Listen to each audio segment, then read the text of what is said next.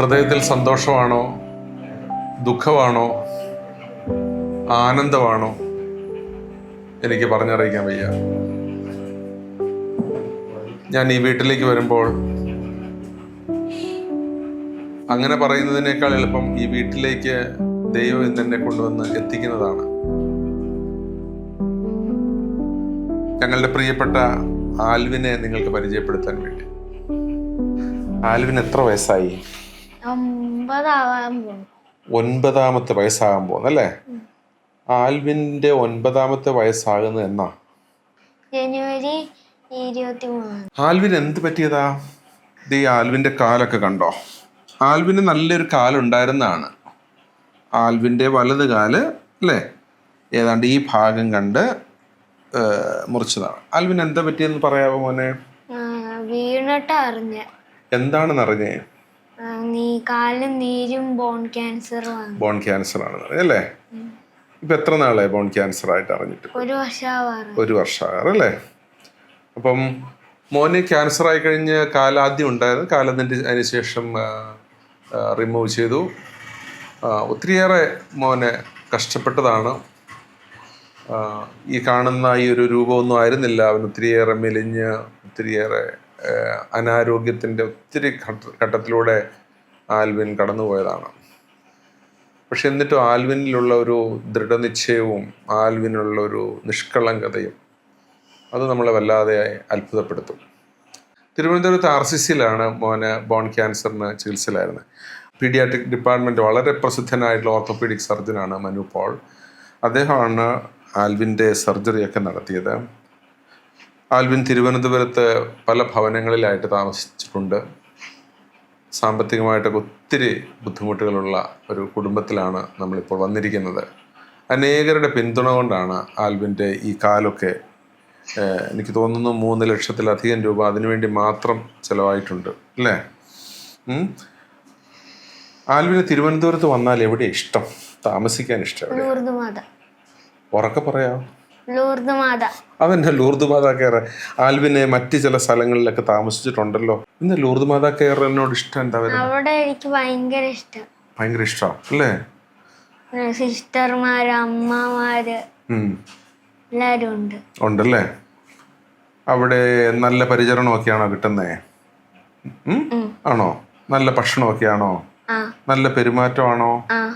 അല്ലെങ്കിൽ പറഞ്ഞു, അച്ഛൻ നല്ലതാണോ? ഇപ്പൊ എന്തെങ്കിലും ബുദ്ധിമുട്ടുകളുണ്ടോ? ഈ കാലിന്റെ താഴോട്ട് തേണ്ട ഈ വെറുതെ ഒരു കമ്പിയാണല്ലോ ഇപ്പൊ ഇരിക്കുന്നത്. പക്ഷെ ഇപ്പുറത്താണ് ഈ കാല് പോലെയൊക്കെ ആകണ്ടേ? അതിന് എങ്ങനെ ചെയ്യുന്നേ? ഇനി അടുത്ത ട്രെയിനിങ്ങിന് പോകുമ്പോ വെച്ച് തരാന്ന് പറഞ്ഞിട്ടുണ്ടല്ലേ? അതെവിടെയാ വെക്കുന്നത്? ആ സ്ഥലത്തിന്റെ പേരറിയാവോ? ഇത് മാത്രം വെച്ച് തരുന്ന സ്ഥലം എവിടെയാ? തിരുവനന്തപുരം. ക്ലൂ തരട്ടെ? ശ്രീകാര്യത്താണോ? ശ്രീകാര്യം ചാവടിമുക്ക്. അപ്പൊ ആ സെന്ററിന്റെ പേരെന്താ? Auto garage. വേറെന്തെങ്കിലും പേരുണ്ടോ? അതൊന്നും അറിയില്ല. എഞ്ചിനീയറിംഗ് ഉള്ളതിന്റെ അടുത്താണോ? എതിർവശത്താണോ? ലോഡ്സ് എന്നാണോ പേര്? ഓട്ടോ ഗ്യാരേജ് എന്നാണ് പേര് അല്ലേ? എനിക്ക് ഓട്ടോ ഗ്യാരേജ് അവിടെ ട്രെയിനിങ് ഒക്കെ എടുത്തില്ലായിരുന്നോ? ഇങ്ങനെ കയറൊക്കെ പിടിച്ച് അങ്ങനെയൊക്കെ അല്ലേ? ഇപ്പൊ ആ ട്രെയിനിങ് എല്ലാം കഴിഞ്ഞ് നല്ല മിടുക്കനായിട്ട് നടക്കുവോ? അങ്ങനെയാണെങ്കിൽ നമുക്ക് വാക്കിംഗ് സ്റ്റിക്കിന്റെ അല്ലെങ്കിൽ അതിന്റെ സപ്പോർട്ട് ഇല്ലാതെ നടക്കാൻ പറ്റുമോ? ഒന്ന് ട്രൈ ചെയ്യാവോ? ഒന്ന് തനിയൊന്ന് എഴുന്നേറ്റ് നിൽക്കാവോ? അത് കുറച്ച് പേടിയാ.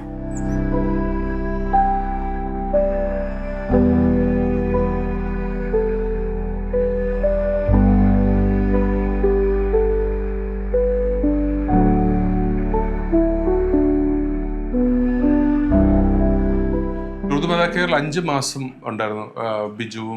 ബിജുവിൻ്റെ അമ്മയും കൂടിയാണ് കുഞ്ഞിനെ വളർത്തിയിരുന്നത്. ബിജുവിൻ്റെ അമ്മയും കൂടെ. ആൽവിൻ്റെ അമ്മ നാട്ടിലില്ല. അതുകൊണ്ട് തന്നെ ആ അഭാവത്തിൽ വല്യമ്മയാണ് അവനെ വളർത്താനായിട്ട് ഒത്തിരിയേറെ ശ്രദ്ധിച്ചിട്ടുള്ളത്. ബിജു കുട്ടിയുടെ ഇപ്പോഴത്തെ ഒരു ആരോഗ്യസ്ഥിതിയെക്കുറിച്ചൊന്ന് പറയാമോ? അവന് ഇപ്പം നടക്കണതിനൊന്നും യാതൊരു കുഴപ്പമില്ല. ഞാനുണ്ടെങ്കിൽ എല്ലായിടത്തും നടന്നു പോയിക്കോളും, ഒരു കുഴപ്പമില്ല. ഞാൻ മുമ്പിലങ്ങ് പോയാൽ മതി, നടന്നു പോന്നോളൂ. പോന്നോളൂ അല്ലേ? അവന്റെ എല്ലാ കാര്യങ്ങളും ശ്രദ്ധിക്കാനായിട്ട് ബിജുവിന് സാധിക്കുന്നുണ്ടോ? പിന്നല്ലേ, തീർച്ചയായിട്ടും 100% എനിക്ക് മറ്റേ സാധിക്കുന്നുണ്ട്. ഞാനുണ്ടെങ്കിലാണ് അവനൊന്ന്. ബിജുവിന് എന്ത് ജോലിയാ ബിജു ചെയ്യുന്നത്? ഞാൻ തടി ലോഡിങ് ആണ്. എനിക്ക് പോകാൻ പറ്റിയല്ലാണ്.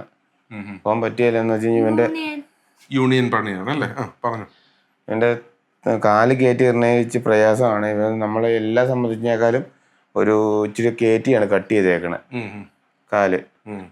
അപ്പൊ അത് അതിന് അതിലേക്ക് ആ സോക്കറ്റിലേക്ക് വീഴാനായിട്ട് ഇച്ചിരി പാടുണ്ട്, ഇച്ചിരി ബുദ്ധിമുട്ട് കാണിക്കുന്നുണ്ട്. പിന്നെ നമ്മളുണ്ടെങ്കിൽ അത് കുഴപ്പമില്ല. കാലിന്റെ ഈ ഭാഗത്തെ കുറിച്ചാണ് ബിജു പറയുന്നത്. ഈ ഭാഗത്ത് ഒരു ശകലം കൂടെ കയറ്റിയാണ് എടുത്തിരിക്കുന്നത്. ഇവിടെയാണ് കട്ട് ചെയ്തേക്കണത്. പിന്നെ പണ്ടത്തെക്കാലൊക്കെ അടിപൊളിയായിട്ട് തലമുടി അച്ഛൻ തന്നെ കണ്ടില്ലേ, എടുക്കാനായി. നേരത്തെ സുന്ദരനാണ്, ഇപ്പോൾ ഇരട്ടി സുന്ദരനായി അല്ലേ? അച്ഛനുമായിട്ടുള്ള പാട്ട് പാടുവോ? ഇല്ല. അച്ഛനുമായിട്ടുള്ള വീഡിയോ ഒക്കെ എടുത്ത് കാണുവാൻ. അവിടുത്തെ മറ്റേ അഭിലാഷേട്ടയുടെ ചെറുക്കനായിട്ടുള്ള വീഡിയോ ഒക്കെ. പേര് ഓർക്കുന്നുണ്ടോ? എന്നെ അഭിനവ്. അച്ഛനല്ലേ എടുത്തോണ്ട് കിടന്ന് കേക്ക് മുറിക്കാനൊക്കെ ആയിട്ട്. ബിജു ഈ ലൂർദ് മാതാ കേരളം ഉള്ളപ്പോൾ ബിജു സംതൃപ്തനായിരുന്നോ? പൂർണ്ണമായിട്ട് സംതൃപ്തനായിരുന്നു. അവിടെ ബിജുവിനെ സ്വാധീനിച്ച ആകർഷിച്ച ബിജു ഒരു സാധാരണ നല്ല. എനിക്ക് ജേസൺ ചേട്ടയും അച്ഛനും മാത്രമേ ഉള്ളൂ. അവർ രണ്ടുപേരും എനിക്ക് മറക്കാൻ പറ്റാത്ത രണ്ടുപേരാണ്, അച്ഛനും ജേസൺ ചേട്ടയും. അവിടെ ഒത്തിരിയേറെ അവിടുത്തെ ജോലികളിലെല്ലാം ബിജു സഹായിക്കുകയും കഷ്ടപ്പെടുകയും ഒക്കെ ചെയ്തിട്ടുണ്ട്. അവയെല്ലാം ഞങ്ങളെല്ലാവരും വളരെയേറെ നന്ദിയോടെ ഓർക്കുന്നു. അദ്ദേഹം നല്ലൊരു കഠിനാധ്വാനിയായിട്ടുള്ള ഒരു ചെറുപ്പക്കാരനാണ്. അപ്പോൾ മോനെ, എല്ലാ അനുഗ്രഹങ്ങളും അച്ഛൻ നേരുന്നു, പ്രാർത്ഥിക്കുന്നു. അവൻ കൂടെ ഫോണിൽ വിളിക്കാറുണ്ട്.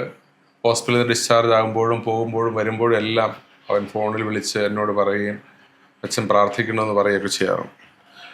അപ്പോൾ നല്ല ദൈവം ഇന്ന് അച്ഛൻ്റെ അടുത്ത്, അല്ലെങ്കിൽ അച്ഛനെ മോൻ്റെ അടുത്തേക്ക് ദൈവം കൊണ്ട് തന്നതാണ് കേട്ടോ.